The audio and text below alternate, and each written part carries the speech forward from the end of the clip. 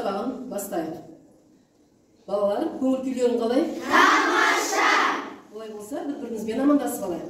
Сәлем деймін достарға, сәлем барша ұстазға, тату болсын халықтар, аман болсын балалар.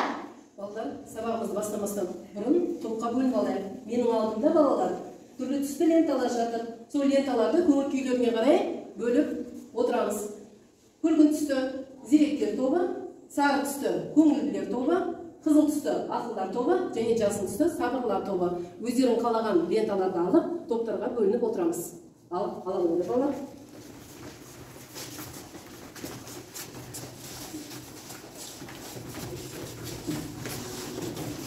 Балалар, алдарында бағалау критерийлері бар. Бір дұрыс жауап, бір ұпай деп белгілеп отырасыңдар. Олай болса балалар, үйге қандай тапсырма берілді? Санжар? 27-ші жаттығу, 112-ші рет. Жақсы. Біз тапсырманы орындаудағы мақсатымыз қандай? Қандай мақсат? Айда ғой, досы. Берілген біріккен сөздерді қатыстырып сөйлем құрап жазу және де оның біріккен сөз екенін дәлелдеп айту. Жақсы. Ал, дайынбыз ба? Кәні, кім оқиды? Кім оқиды? Оқи ғой. Гүлнара. Жануарлар бағында аттан көрді. Бұл жерде берекесі тапты. Досын шығар. Өйткені екі түбірден құралғанмен бір ғана мағынаны білдіреді және бір сұраққа жауап береді. Дұрыс па балалар? Рахмет. Жақсы. Тағы кім оқиды? Кәні, Малика оқи ғой. Ақ көкен. Ақ көкен қызыл кітапқа енген жануар. Бұл жақта біріккен сөз ақ көкен. Өйткені екі түбірден құралғанымен бір ғана мағынаны білдіріп тұр және де бір ғана сұраққа жауап беріп тұр. Я, Малика, қандай сұраққа жауап беріп тұр? Не сұрағына жауап беріп тұр? Дұрыс па балалар?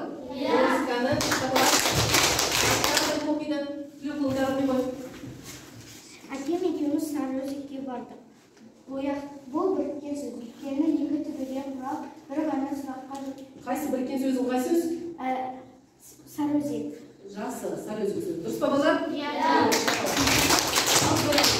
Енді балалар біз өткенді пысықтау үшін сендермен бір ойын ойнайық.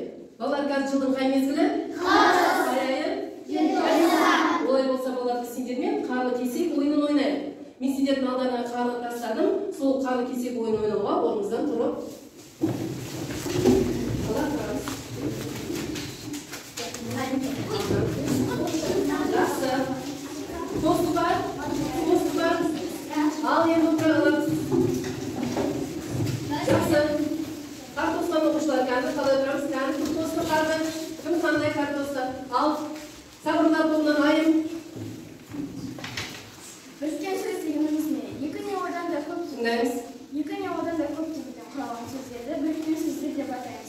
Олар бірігіп жазылады. Мысалы, ала бота, бал қарағай. Жақсы, балалар дұрыс па? Дұрыс, бастама. Жақсы. Айда ғой, Санжар. Саналы сөйлем дегеніміз не? Саналы сөйлем дегеніміз Тыңдаймыз балалар. екі не одан да көп жай сөйлемнен құралған сөйлемді құрмалы сөйлем дейміз. Мысалы, шолпан келіп, мені театрға алып ертіп кетті. Дұрыс айтты ма балалар? Ал жақсы балалар, енді ұпай сандарында қоюды ұмытып кетпеңдер, белгілеп отырыңдар. Енді балалар, бәріміз бейнетаспа тамашалайық. Ұйымдастырушы аса көрнекті қазақ геологы академик Қаныш Сәтбаев екенін білесің. Екінші дүниежүзілік соғыс уақытында ел ішіндегі ауыр жағдайға қарамастан Қаныш Имантайұлы Қазақ КСР ғылым академиясының құру ісіне бел шеше кірісіп басшылық жасады. Осы тарихи оқиғадан кейін қазақ ғылымының дербес дамуына жол ашылып, ұлттық ғылымның барлық саласы өркендей бастады. Балалар, осындай қайраткерлік үшін Алатаудың бір шыңына Қаныш Сәтбаев есімі берілді. Қаратаудан табылған бір минерал Сәтбаев деп аталды. Бейнетаспадан кім туралы болды? Қаныш Сәтбаев. Жақсы. Ал енді Қаныш Сәтбаев туралы кім не біледі? Кәні, айым.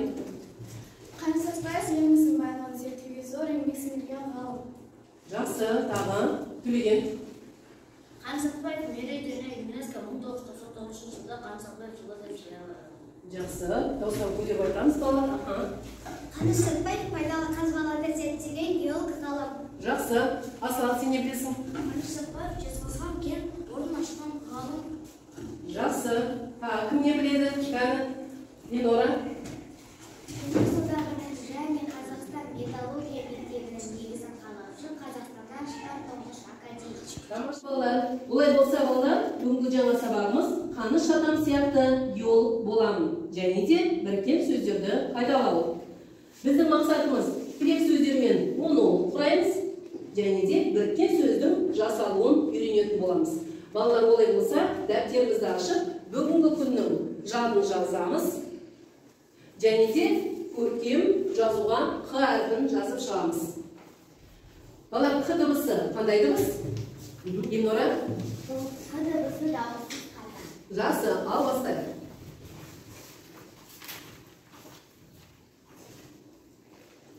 Көркем жазуға қосаяқ сөзін жазамыз. Қосаяқ сөзі қандай сөз? Кім айтады? Бірген. Қосаяқ сөзі біріккен сөз. Мұнда біріккен сөз қосаяқ. Өйткені екі түбірден құралғанымен бір ғана мағынаны білдіреді. Және бір ғана сұраққа жауап береді. Оқулықтың 114-ші бетін ашамыз. Және де тыңдауын дағдысы бойынша мәтін тыңдаймыз. Пайдалы қазбаларға бай. Ол жер асты байлығының қоймасы деп бекер айтылмаған. Бізде жер жүзінде кездесетін пайдалы қазбалардың барлық түрі бар. Пайдалы қазбаларды өндіру үшін алдымен оның шығатын орнын табу керек. Мұндай кен орындарын іздеумен геологтер айналысады. Олар әртүрлі техникалық құралдарды пайдаланады. Табылған пайдалы қазбалардың шығатын жерін шартты белгілер арқылы картаға түсіреді. Дүниетану кітабынан.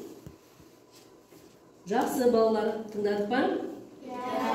Балалар, неліктен Қазақстан жер асты байлығының қоймасы деп аталады екен? Кім айтады? Кім айтады? Сан жарайды, айтамыш. Қазақстанда жер асты байлығының қоймасы деп атау себебі пайдалы қазбаларға өте бай және жер жүзінде кездесетін пайдалы қазбалардың барлық түрі бар. Жақсы, балалар. Олай болса, балалар, топпен жұмыс отыра Санжар. Балалар, топпен жұмыс, сендердің тапсырмаларын Қазақстанның пайдалы қазбалар картасымен танысып, пайдалы қазбалар шығатын жер су атауларын жазамыз. Және де біріккен сөздер бар болса, біріккен сөздерді табамыз. Ал топпен жұмыс.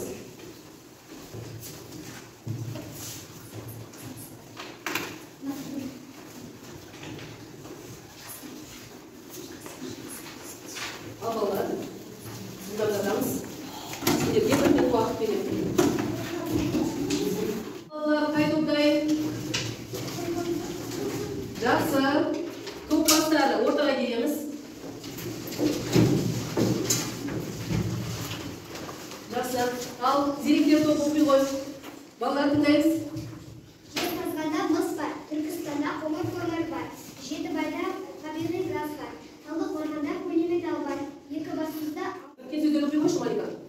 Ақтөбе, Бозшакөл, Екібастұз. Дұрыс па, балалар? Жақсы. Ал енді осы топтың ішінде, балалар, қай топ ең көбін жазыпты? Көп сөз. Көңілдер тобы? 8 сөз. 23 сөз. 23 сөз жазыпты, балалар. Сабырлар тобы. Және ақтылар 14. Қай топ ең көп сөз жазыпты? Сабырлар тобына от шашып қошемет. 31-ші жаттығуды табамыз. 31-ші жаттығуда не берген? Кәнкім оқиды? Лоқын қарап қойғыш. Жер су атауларын мен олардың шығатын пайдалы қазбаларды сәйкестенді. Біріккен сөздер кітап. Үлгі бойынша 3-4 сөйлем тұрар жаз. Жақсы. Олай болса, балалар, бұл жұптық жұмыс болады. Жұп болып жұмыс істейміз.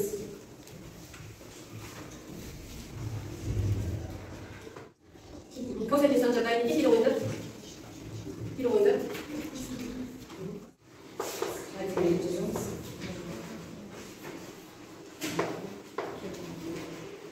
Арқалықта алюминий бар, Ерейментауда алтын бар, Ақсуда алтын бар, Жезқазғанда мыс кен орны бар, Кентауда полиметалл бар, Қаражалда темір кен орны бар, Жалғызтөбеде мыс кені бар. Жақсы. Кәусар қандай сөйлем құрастырдыңдар? Ақсуда алтын шығатын кен орындары бар, Арқалықта алюминий өндіріледі, Кентау қаласы полиметалл кендеріне бай мекен. Жақсы. Қай сөздер? Біріккен сөздер? Бұл жерде Ерейментау, Кентау, Арқалық. Жақсы, дұрыс па балалар? Қошемет. Жақсы, бәрін осылай отыра қойдық, болымдады деп ойлаймын. Кәні енді бір-бірімізді арқа қағу әдісімен бағалап қояйық. Жақсы, енді кішкене серіліп алайық. Орнымыздан тұрамыз.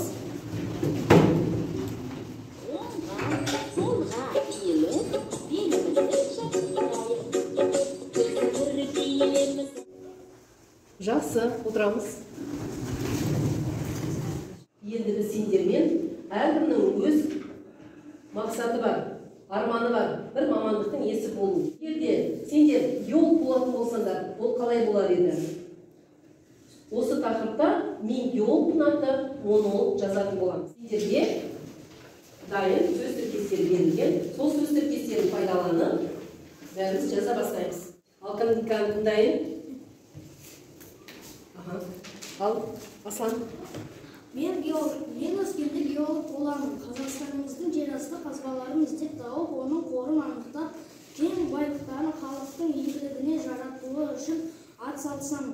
Арманым Ерейментау, Ақсу, Жезқазған, Кентау өңірлері мақтан ету.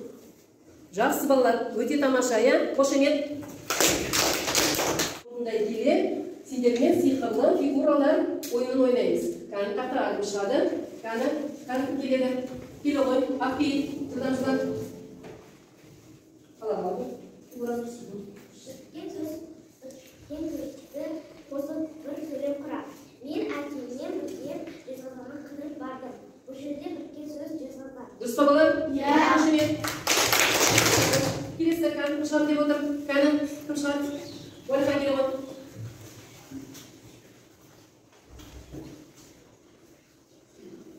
Біріккен сөзден құралған жер су аттарын ата.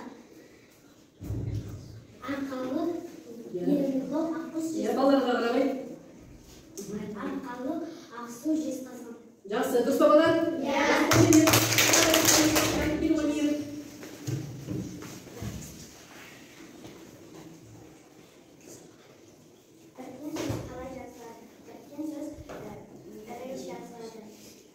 Не бірігіп жазылады?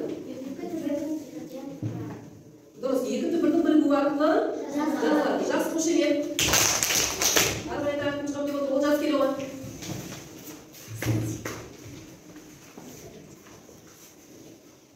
Өзіңнің күшінің біріккен сөз болатын қандай ат қояр едің? Ақтабан, Ақкөз.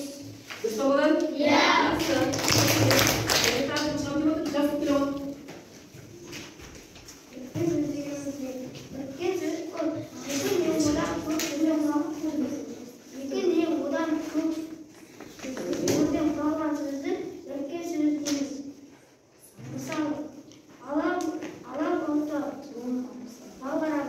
Дұрыс па балалар? Иә. Үйге тапсырма оқулықтағы 34-ші жаттығу. Ал балалар, бүгінгі сабақта енді алған білімдерімізді ескере отырып, қойған ұпайларымызды санап, бәріміз алдымыздағы стикерді алып, жетістік баспалдарына әкеліп жабыстырамыз. Бірінші, деректер тобы.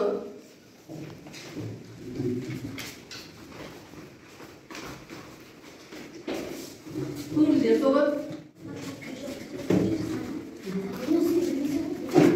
Ал, отыра қаламыз. Ал балалар, бүгінгі сабақ сендерге ұнады ма? Иә. Несімен қызықты болды? Кім айтады? Несімен қызықты болды? Кім айтады? Айым айта ғой. Маған қанатты лақтырып, қайресілерді айтқанымыз қатты ұнады. Өте жақсы. Бүгінгі сабағымыз аяқталды. Сау болыңдар. Сау